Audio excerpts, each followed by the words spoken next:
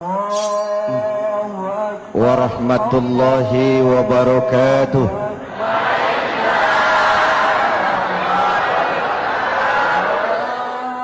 Alhamdulillah wassalatu wassalamu ala rasulillah Sayyidina Muhammad ibn Abdullah wa ala alihi wa sahbihi wa mawala, amma ba'du. Saudara-saudara kaum muslimin di seluruh tanah air, hari-hari pada minggu akhir Ramadan kita bersama-sama menyaksikan sebuah fenomena tentang pindahnya kegiatan umat dari masjid ke pasar, dari masjid ke terminal, dari masjid ke stasiun, dari masjid ke bandara.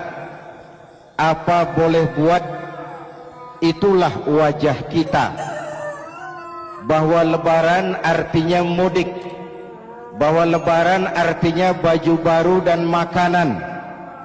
Lebaran berbeda dengan Idul Fitri. Lebaran adalah tradisi yang setiap kita boleh ikutan. Siapa saja boleh ikut lebaran, tapi tidak tiap orang bisa merayakan Idul Fitri. Mau puasa atau tidak puasa, boleh lebaran. Tidak dilarang sama petugas keamanan. Mau ibadah Ramadan atau tidak melaksanakan ibadah Ramadan, boleh ikut lebaran.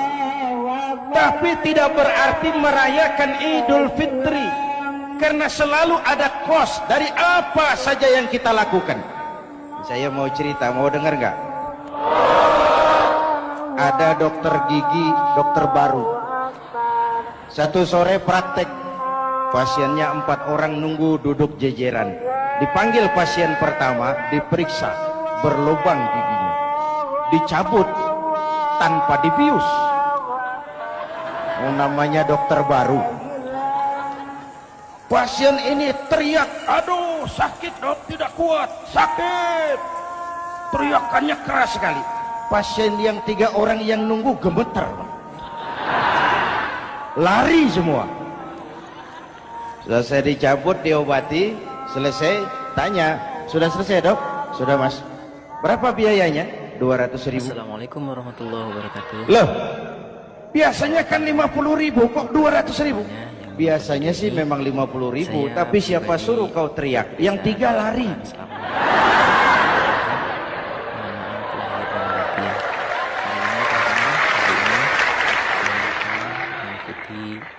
Cerita pendek ini ingin berpesan kepada kita, selalu ada ongkos yang harus kita bayar dari apa saja yang kita lakukan. Mau ibadah atau tidak, mau jadi orang baik-baik atau jadi bajingan paling tengik, mau berbuat salah atau berbuat soleh, selalu ada kosnya, selalu ada ongkosnya. Kita bicara kembali kepada fitrah, Idul Fitri. Bagaimana caranya? Pertama, saya ingin mengutip bagian pendek dari ayat 185 Al-Baqarah. Walitukmilul iddata walitukabbirullaha ala ma hadakum wala'allakum tashkurun. Ada 4 hal dari cuplikan ayat pendek ini. Walitukmilul iddata, hendaknya engkau sempurnakan jumlah bilangan hari puasamu. Berpuasa sebulan penuh. Sebulan penuh itu bisa 29, bisa 30. Pak, kalau beda pendapat bagaimana? Ada yang lebaran tanggal 5, ada yang lebaran tanggal 6. Hadirin, bagi yang punya kemampuan berijtihad, silahkan melakukan ru'yatul hilal. Bagi yang tidak, lebih aman ikut pesan Nabi. Apa pesan Nabi? Fa iza ikhtalaftum fa'alaikum bisawadil a'zam ma'al haqqi wa ahlihi. Kalau kamu berbeda pendapat, ikut golongan terbanyak yang benar dan ahlinya. Jadi walaupun banyak, kalau tidak benar dan bukan ahlinya, tidak usah ikutin. banyak, benar, dan ahlinya. Contoh, 100 insinyur berbeda pendapat dengan 10 kiai tentang doa kunut. Yang diikuti pasti 10 kiai, bukan 100 insinyur. Betul? Atau sebaliknya, 10 insinyur berbeda dengan 100 kiai tentang konstruksi jembatan. Yang diikuti tentu 10 insinyur, benar dan ahlinya. Maka yang paling aman, kita punya Departemen Agama. Departemen Agama punya ahli dari MUI, dari Nahdlatul Ulama, dari Muhammadiyah, dari Al-Wasliyah, dari Syarikat Islam, dikumpulkan melakukan ru'yatul hilal. Yang paling aman, dengeri saja pengumuman Departemen Agama.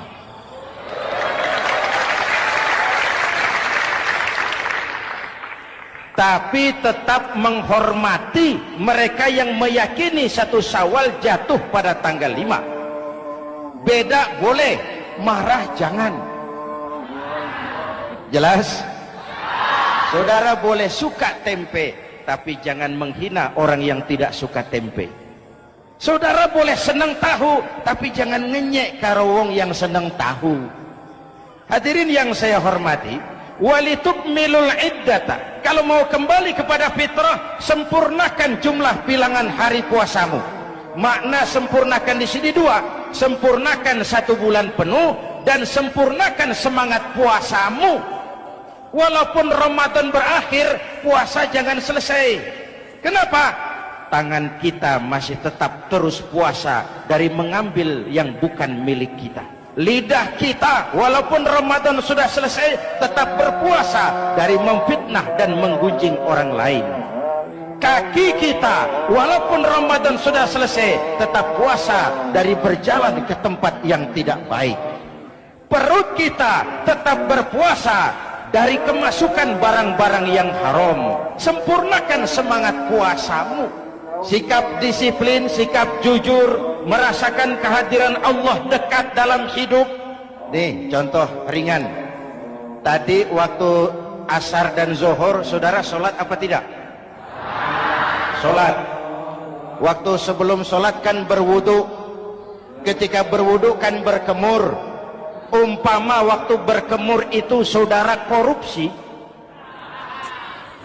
sedikit saja airnya saudara minum, saya yakin jangankan petugas keamanan, teman wudhu sebelah pun tidak akan tahu kalau waktu berkemur saudara korupsi. Alhamdulillah, sholat itu. Kalau selesai Ramadan ini diterjemahkan, insya Allah negara kita bersih, berkurang korupsinya. Hadirin yang saya cintai, saya kembali kepada pesan Al-Baqarah 185. Iddata, sempurnakan jumlah bilangan hari puasamu. Puasa sebulan penuh dan kemudian lanjutkan semangat Ramadan. Disiplin, merasakan diri di bawah pengawasan Allah. Sekarang ini Allah ditekan. Kita iman dalam ucapan tapi sekuler dalam perbuatan. Terima kasih juga. Tuhan cuma ada di masjid. Saya mohon maaf. Di kantor Tuhan hilang, maka korupsi merajalela. Tuhan cuma ada di masjid. Di pasar Tuhan hilang, maka timbangan tetap curang.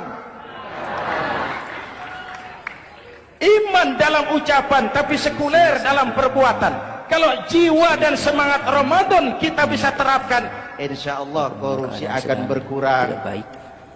Sekarang kan kita prihatin, yang tadinya teriak-teriak wong cilik malah ribut rumah mewah. Dari pulang kita dari masjid menengok orang sakit. Yang tadinya teriak-teriak rakyat kecil, sekarang malah ribut soal villa 5 miliar. Ini sudah menjadi tradisi. Ini kan menyedihkan, memilukan dan memalukan. Tidak punya sense of crisis. Nah, saya juga nggak tahu apa itu. Udah dengerin aja, kenapa sih? Usil bener. Padahal ekonomi kita masih terpuruk.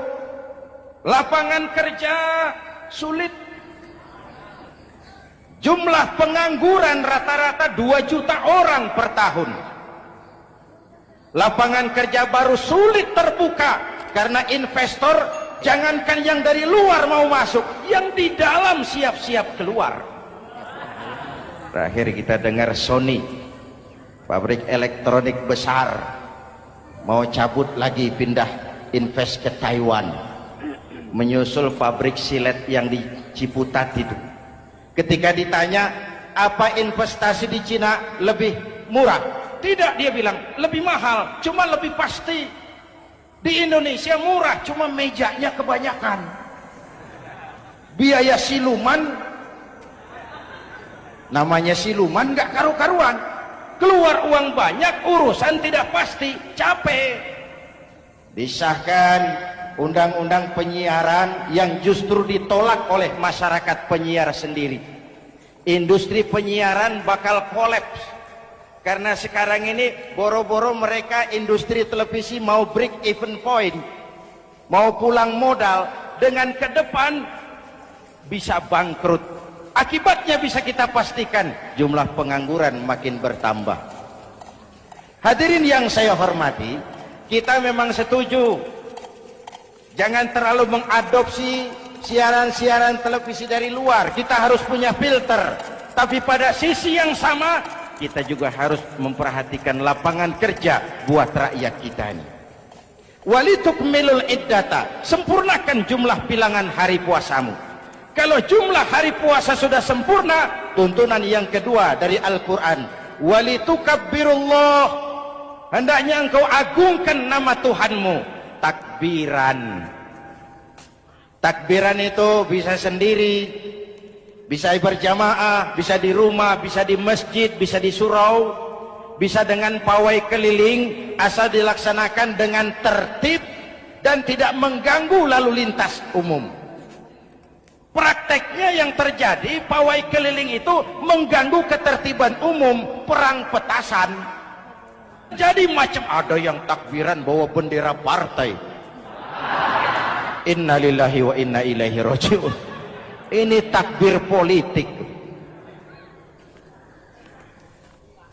Hadirin yang saya hormati, kalimat takbir dalam kondisi kita, saya ingatkan kepada satu ungkapan Bung Tomo. Bung Tomo, pelaku sejarah, tokoh 10 November yang dikenal